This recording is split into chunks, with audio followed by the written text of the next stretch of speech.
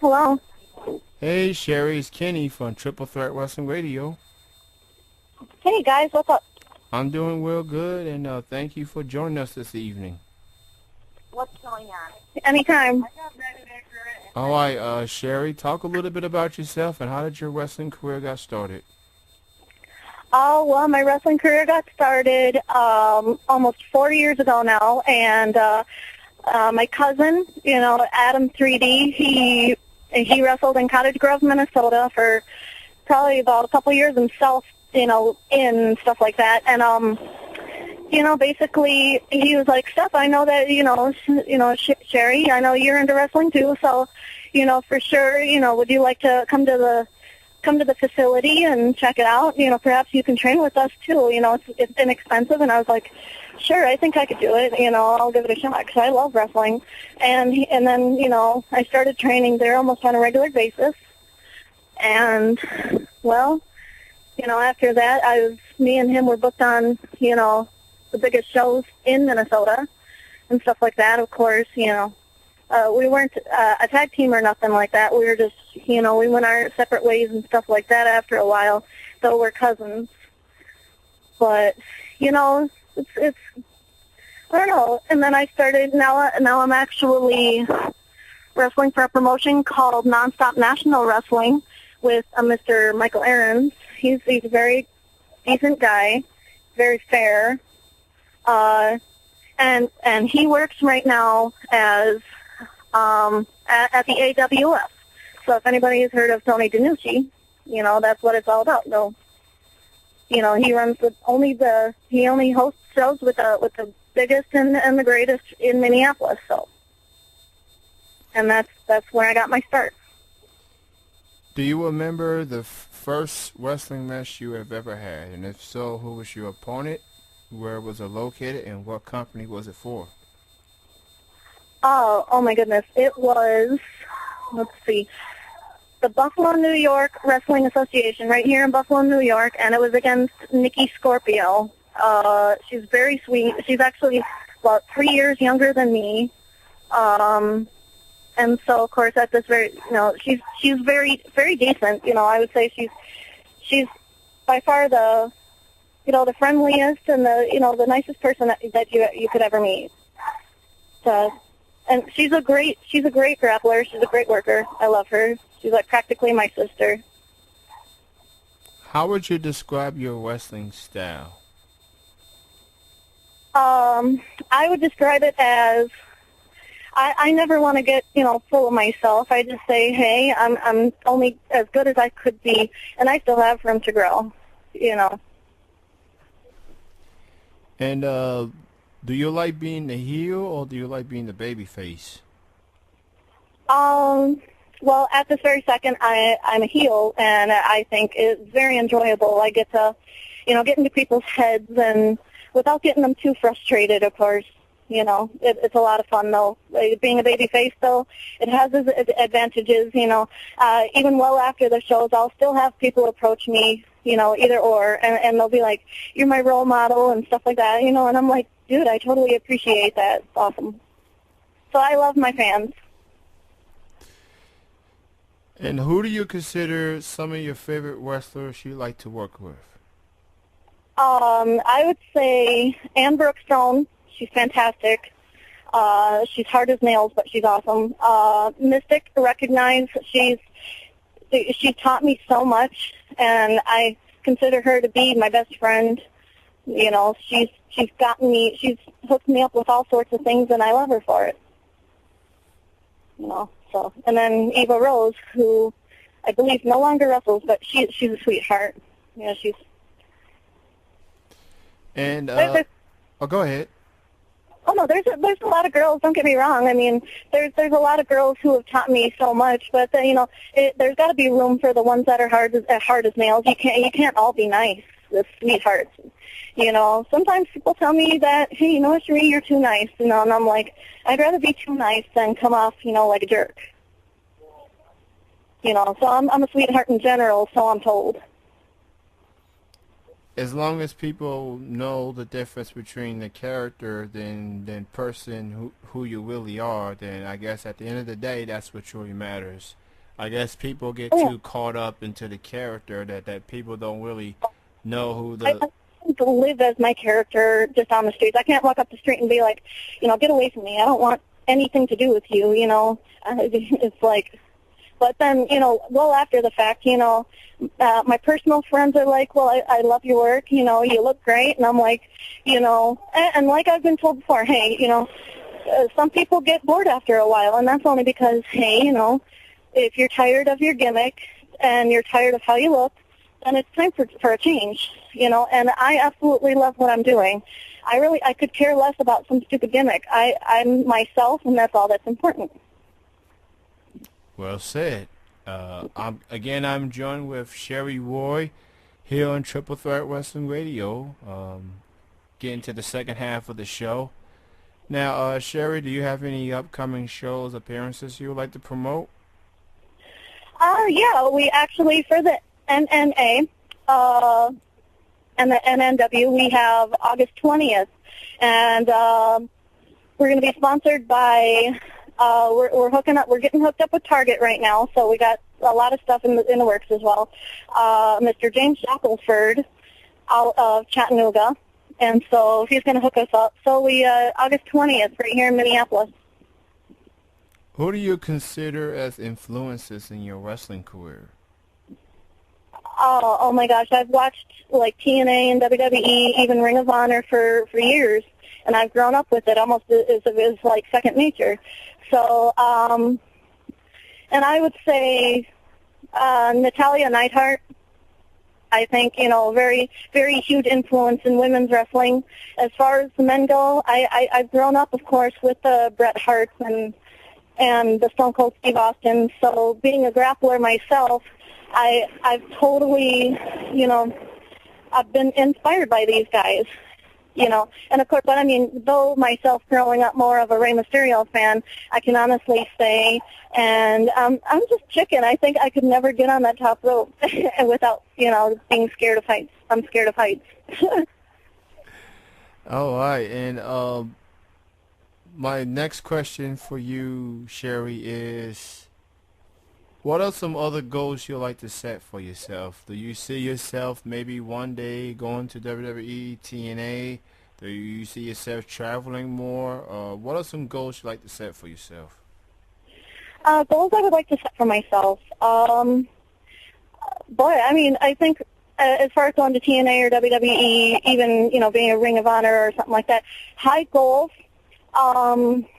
they do look promising. I would love to give them a shot, see how far that would get me.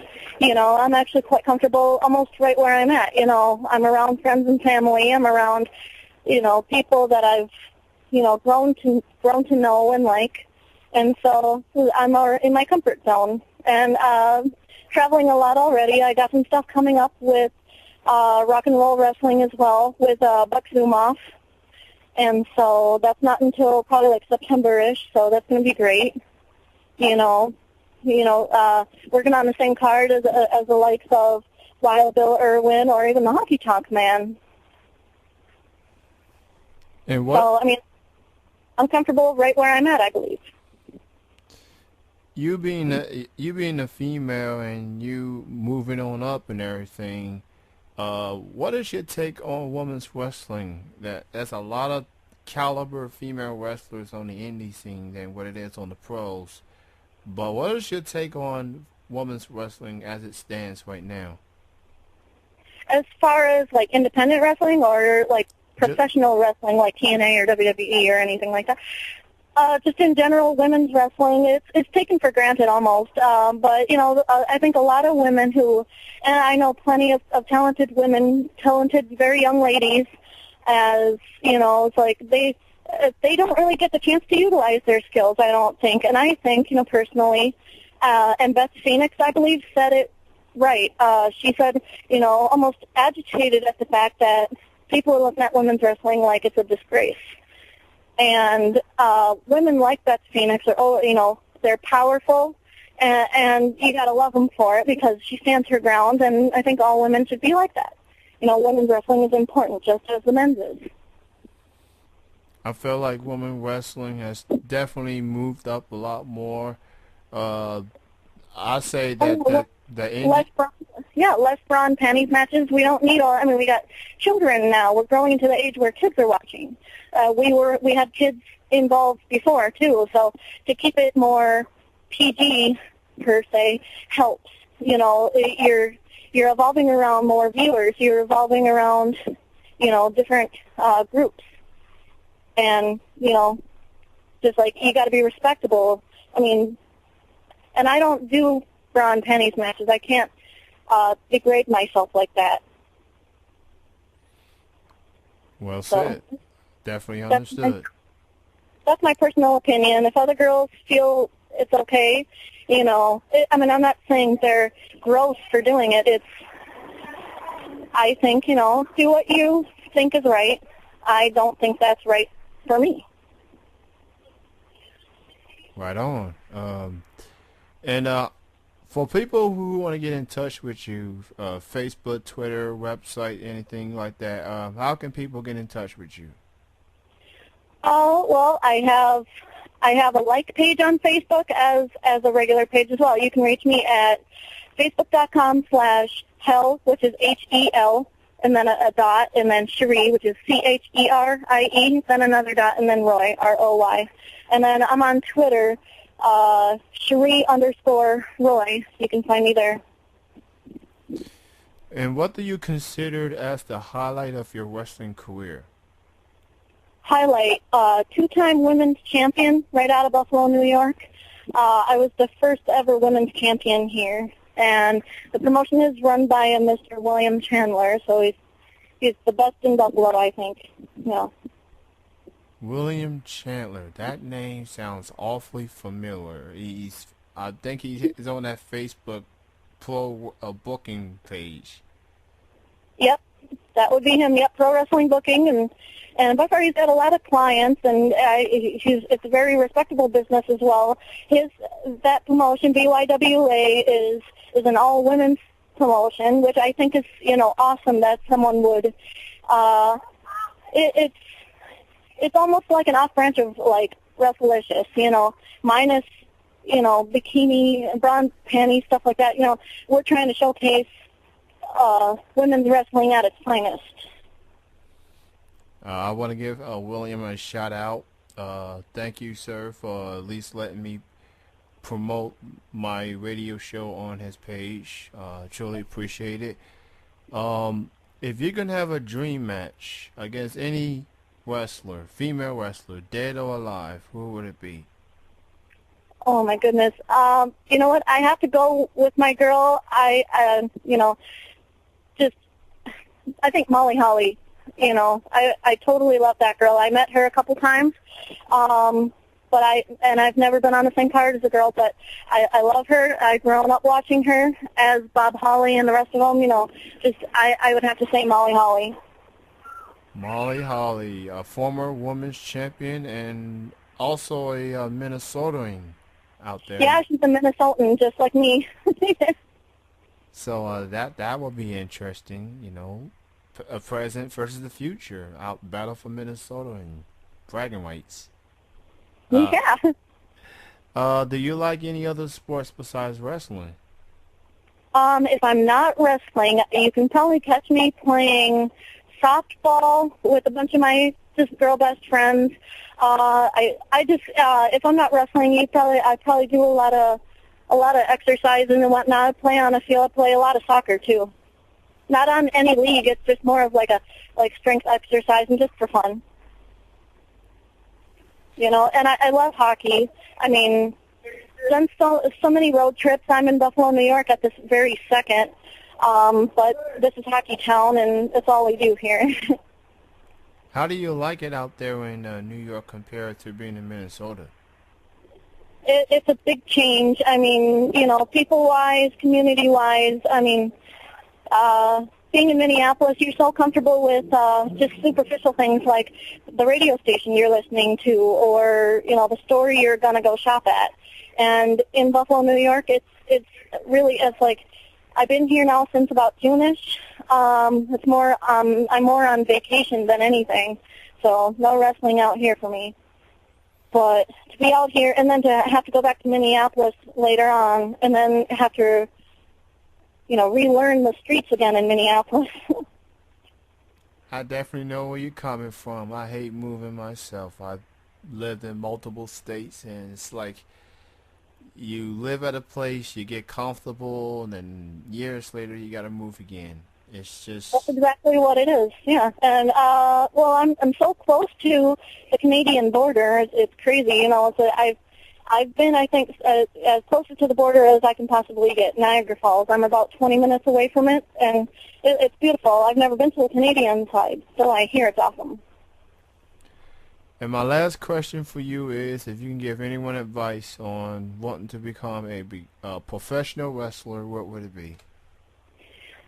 I would have to say, to men and women alike, if someone attempts to shoot your dreams down and say, hey, you can't do that, you're too small, and stuff like that, they're only looking out for what would help you beneficially.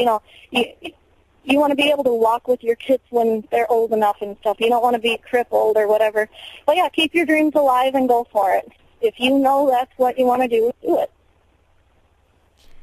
Before I let you go, Cherie, I ask our guests to do this. It's like a station ID. It's like a voice drop. All you have to do is say your name. And right after you say your name, you say you are listening to Triple Threat Wrestling Radio. All right, and so I say this right now, right? Yeah, go right ahead. All right. Hey, what's up? This is Cherie Roy, and you're listening to Triple Threat Wrestling Radio.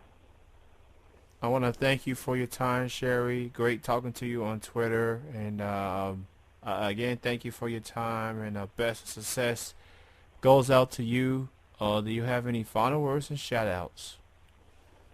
I just want to say I'm very thankful for all my fans, my friends, my family, and above all, I thank God. Amen. I'll talk to you later on Twitter, and thank you for your time. You have a good night. Thank you. You too. All right, bye-bye. Bye. That was Cherie Roy joining me here on Triple Threat Wrestling Radio.